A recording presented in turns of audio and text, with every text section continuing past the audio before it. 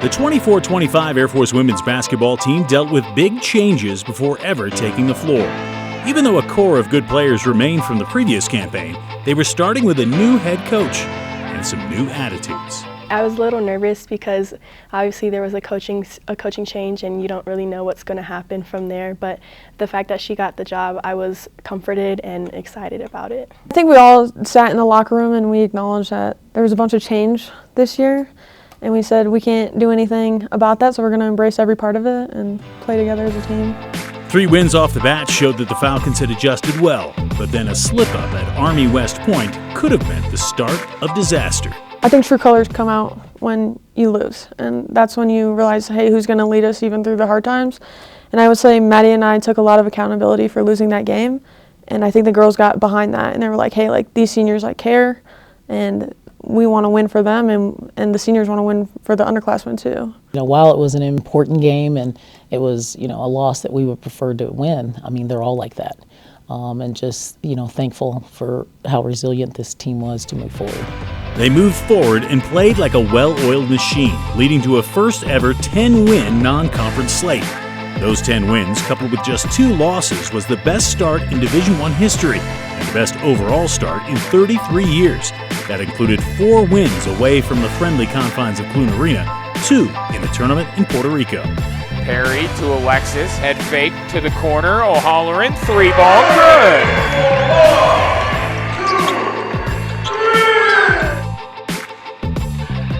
Down low, Alexis Cortez hits it. I love seeing Alexis Cortez score the basketball. That's the second time today, and a steal by McNabb. Back to Perry. How about Keely O'Halloran for 3? Count it! Look out, the Falcons can hit you so quickly with baskets. They've done it again. Over to Kazlova, pass to Strickland, knocked away and stolen by Emily Adams. She'll take it the rest of the way, layup good. Lytle gets the handoff, gets a screen, open for 3, that one is good. The high hopes of a stellar start were quenched a bit as the Falcons entered Mountain West play, and they were soon staring at a 5-game losing streak. It was really difficult and very frustrating because we all knew we had the ability to win, but there was just 1 or 2 things that weren't clicking for the team, and we were struggling with that. Obviously no one likes losing, but I think Joe and I both were just thinking about what we could fix and work on as the team to try to get things turned around. That tough skid ended in a big way against Fresno State. Before the game, Milani Perry and Madison Smith were awarded game balls for surpassing the 1,000-point barrier in their careers, and each of them continued to add more during the game.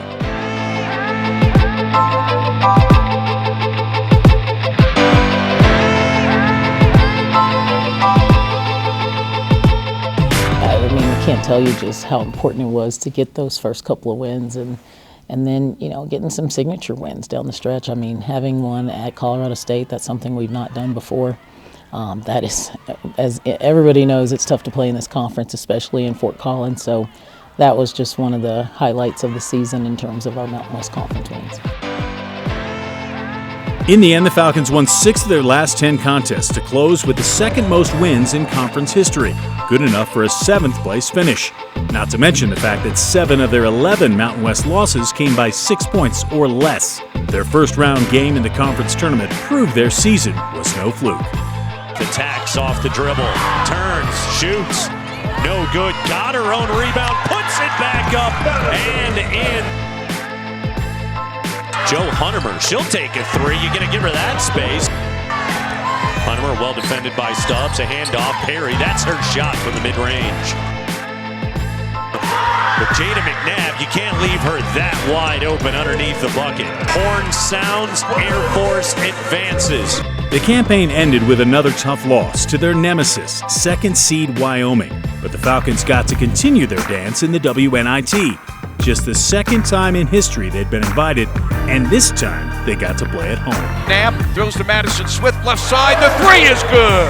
Women's WNIT. Huntermer has it, drives right of the lane, floater from 10, around, up and in!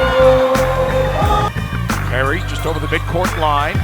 Now a little trap zone by the Wolverines, left side, the jumper by O'Halloran is up and good.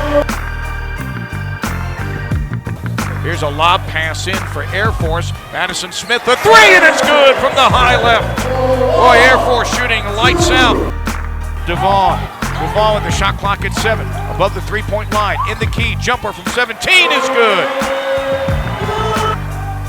Smith has it, spins, throws it by to Cortez, drives the lane, floats from 5 and hits.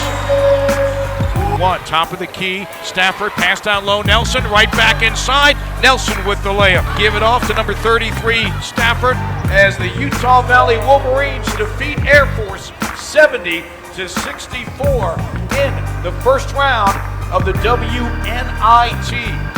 While there was a bit of a feeling of missed opportunity, this season certainly had its share of great accomplishments. Head coach Stacey McIntyre goes down as the winningest first-year coach in Academy history with 18 wins. Madison Smith was named All-Mountain West Conference, as well as being named to the conference's All-Defensive team for the second straight season. She scored 505 points this year, finishing her career with 1,285, currently 9th all-time and 4th best in D1 play. Her 62 three-pointers made raised her career mark to 130, 7th best in Academy history. She closes her career with 200 career steals, 5th all-time, 2nd best in the D1 era. Milani Perry was named honorable mention, her 3rd straight time being recognized by the conference. She will continue her onslaught on the record books next season after scoring 519 points this time around, the 4th best all-time mark. She set a new Division I record with 200 made field goals this season. Jo Hunnemer ends her career 3rd on the D1 steals list with 190. Her 150 assists this season is a new season mark in the Division I era, 5th on the all-time list. She finishes up her time at the Academy with 421 career dimes. That's 4th best all-time and 2nd in D1. I feel like this was one of the best teams I've played on, especially since I've been here.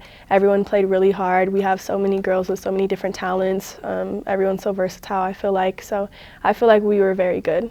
There's so many girls in the program that are willing to put the team above themselves, and that's what really makes us successful and the reason we were able to get so many wins this season. Yes, it was about this team and what we did to get to that point and the hard work put in. But, you know, having been here for the time that I've been here, it reminds you of, you know, the other players and, you know, coaching staffs that have put down this foundation. And, you know, you think about the Riley Snyders and, you know, Kaylin Immel and the Sierra Winters that, you know, worked so hard to put this program in a place so that we step onto the floor and the expectation is to win.